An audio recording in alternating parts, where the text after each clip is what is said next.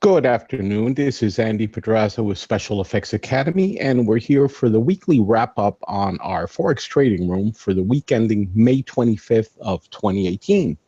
And without further ado, we shall get started.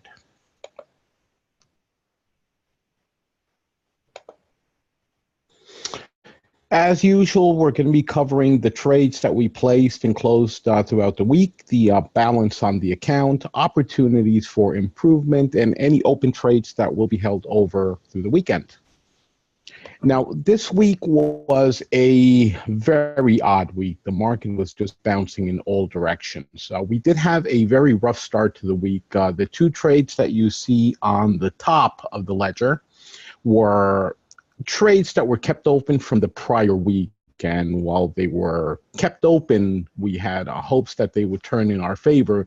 Ultimately, they didn't. They did hit the stop and took us out at a loss. That put us in the hole right at the beginning of the week, a position I rarely like to be in, but trading is what it is. This is a lesson that you will always have losing trades, and you can't be afraid of them. If you're following a system, you have to trust your system. You have to follow the system and trust that it will get you where you need to be. Trading is not something that you're going to measure daily and see how you're doing. Oh, I had a bad day, trading doesn't work. That's not what you should be doing.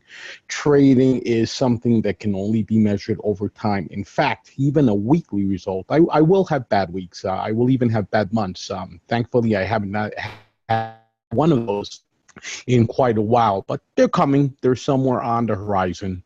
So don't be surprised if you have a bad week, a bad month. The important thing is don't have a bad year.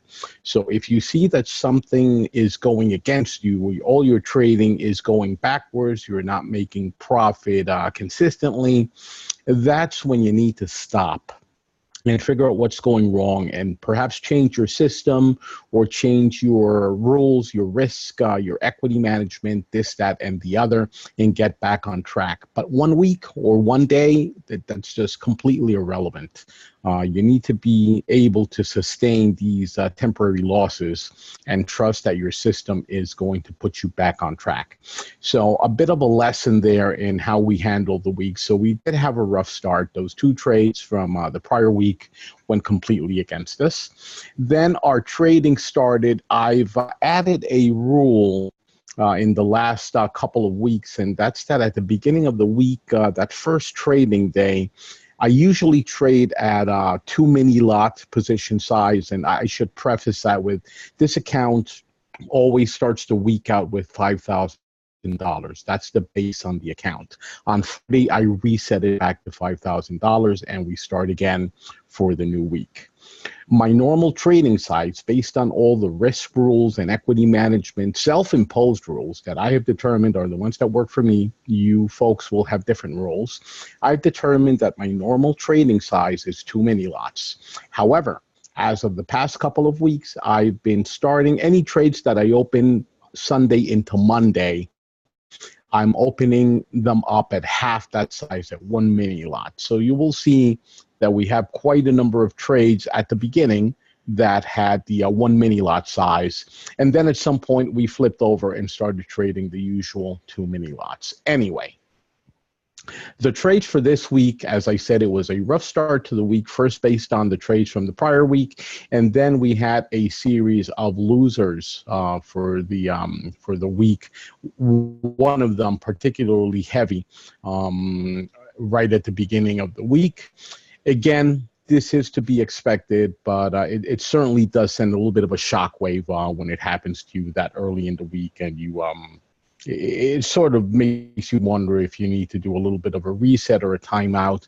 And I did consider it right up to Wednesday. I said, okay, I'm going to place a few more trades. If they also go against me, I think I'm going to put a halt to trading for the week and see what's going on. Maybe the market is just being chaotic or whatever it is, something's not working. You also need to have that discipline and know when to stop for a period of time and reassess. Anyway, I did open a few more trades, and all of the trades were following a specific system. I never deviated from the system. That's a key lesson as well. You need to trust your system, which I said before.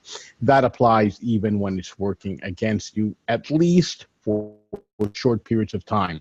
If it does start going against you for extended periods, that's the time when you need to reassess and see whether that system needs to be put on the shelf for a while, and you pull out another one that is performing better for whatever the market conditions are then and there. Anyway, if we look at Tuesday evening, actually Tuesday afternoon going into Wednesday, our trades started turning around. And again, these trades were following the exact same system that had given us those losers, but the market started behaving in a slightly more predictable fashion. So we quickly started racking up the wins.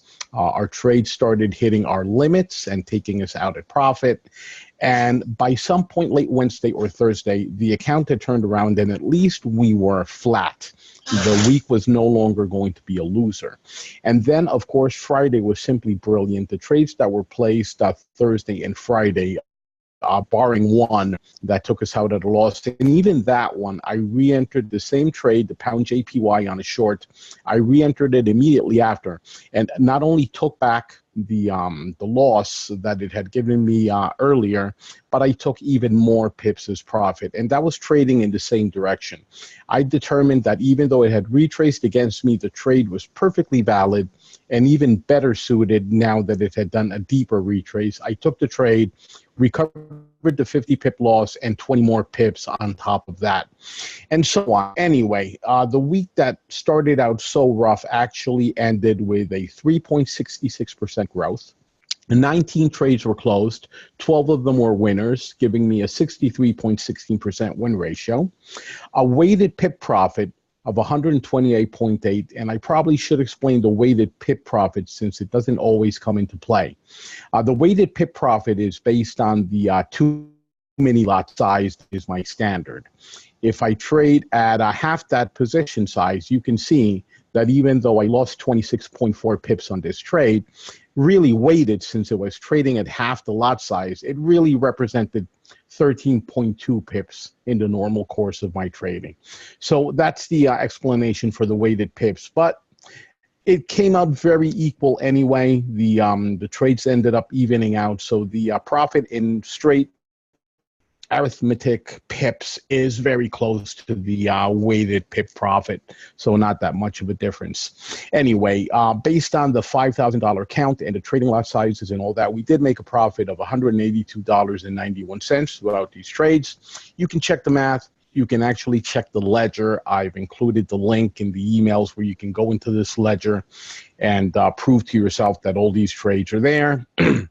More importantly, if you actually want the password to the account, a read-only password that lets you go into the account, you can verify for yourself that all these trades were placed, and they did in fact give the results that are shown here in the ledger.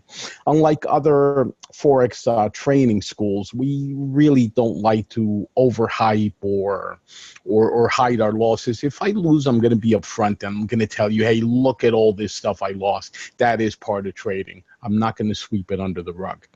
And I am, of course, going to show you my wins as well. You're going to get both of them. So we're as transparent as it comes. I don't think you'll find anyone as transparent out there. But then again, I don't know everybody, so I'm not going to judge people I don't know. But over here, you get the good with the bad because that is a part of trading. So if anybody wants that password, shoot me an email. I'll be happy to give you the number in the account, the password, and you can check. These are the actual ticket numbers on the account. You can verify that 114-227-871 is, in fact, a short of the euro pound for 2 mini lots, and that I indeed lost 75.2 pips and $200.42 on that one trade, and that all the numbers match the entry price, the exit price, the commission, the swap, everything is just as it says right here. So a little bit of honesty, which again, I don't think you get everywhere out there, but I may be judging people too harshly. I don't know. I certainly don't know everybody. But enough about that. The takeaway from this slide is that we had a really rough start to the week, that you should always expect that this can happen to you, and that we did, in fact, recover from it and ended up not only recovering the losses, but also going on to make profit for the week of 128.8 pips with a 3.66% growth for the account just for that week. I looked over our monthly stats, and I'm going to be presenting those next week, which is the end of the month. But right now, my current profit for the month of May is exceeding 12%. So I'm pretty happy with those results. We haven't had a negative week so far this month. We've been keeping everything reasonably safe. If I had a losing week, this one, I wouldn't have really minded. The rest of the month has been good enough that it wouldn't have made that much of a dent. But we did pull it out of the fire, and again 12% plus for the month, and we still have 1 week to go, so that is looking extremely fine. But I will move on. What you're seeing now on the screen is simply the graphic representation of the account as it went up and down based on the closing out of the trades. So you can see that we actually started below 5,000 because the beginning of the week saw us get hit by those two open trades from the prior week that put a dent in our beginning of the week. And then you see these verticals are where trades were closed out either at a loss or at a profit, and then the diagonal is where the account is trending upward after that rough first half of the week. And we did end up right here at the top after closing out all our trades on Friday. We ended up with almost $5,200 for that 3.66% profit for the week that I mentioned before. So that's simply a different way of looking at the account balance that you saw before in the ledger. Opportunities for improvement. I'm really going to say there were none. The intra-week drawdown, this is unavoidable based on the methodology, the systems we're using. I keep telling people I expect to have losing trades. I expect eventually to have losing weeks, even losing months. But so far, the system has been performing very well, and we'll keep following it. If it ain't broke, don't fix it, right? We do expect some weeks to be losers, and even winning weeks like this one can be rough in the middle. So if you're nervous, if you're jittery, then I'm going to say either get over it or consider that maybe trading is not for you, because psychology is what's going to get you through these rough parts. If you don't have the proper psychology, you will start either yo-yoing, which is when, well, I went short on the pound JPY and I lost, so now I'm going to go long on it. Then I lose again. Well, I'm going to go short again, and then I lose again, and it's just a nightmare. You cannot be changing your system in the middle. So keep that in mind. And the important thing, again, and I just finished saying it in different words, but we followed our system even when it hurt. This is what you guys need to do. You don't necessarily need to follow my system or anybody's system. You can make up your own. I know some of you do. But once you have a system, you've tested it, it's working, do not deviate from that system for no good reason. There are good reasons to deviate from a system, but certainly not simply because you had a rough couple of days. That's not enough time. So no opportunities for improvement that I could find. If anybody disagrees, by all means, this is a dialogue, not a monologue. So feel free to jump in and tell me at any point, well, Andy, I think that, you could have done this or that, and we can discuss it. I try to be as humble as possible in my approach to trading. Anybody can do this if they have the right psychology and the right systems and this, that, and the other. But you cannot be married to an opinion. I never say that I have the final answer, that I'm right and you're wrong or anything like that. The only one that's always right is the market. If the market went up, that's right. That's what the market was going to do, and it did it. If it goes down, same thing applies. We as traders are only there for the ride. And if we catch the ride in the right direction, we're going to make profit. If we start arguing with the market or arguing with anybody else, it's a distraction and it's going to lead to losses. So keep that in mind. Trades remaining open throughout the weekend, none. We closed out every single trade this week at profit or loss, whatever the end result was. All of them were closed, and you can see that in the ledger. So we have no carry over the weekend.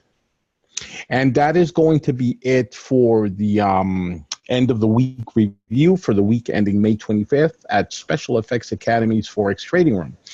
If anybody has any questions, feel free to make them right now. If not, this video will be posted very shortly on YouTube, and it will be available publicly. Those subscribed to our trading room will get an email letting you know when that happens. And I wish everybody a really, really happy Memorial Day. Have fun. And as a reminder, we will have our normal Sunday session at 6 p.m. U.S. Eastern Daylight Time. Monday, we will be off. There will be no sessions on Monday. Keep that in mind. So we have our Sunday, 6 p.m. Eastern Daylight Time session, and then our next session will be Tuesday at noon Eastern Daylight Time. See you then. Thank you so much.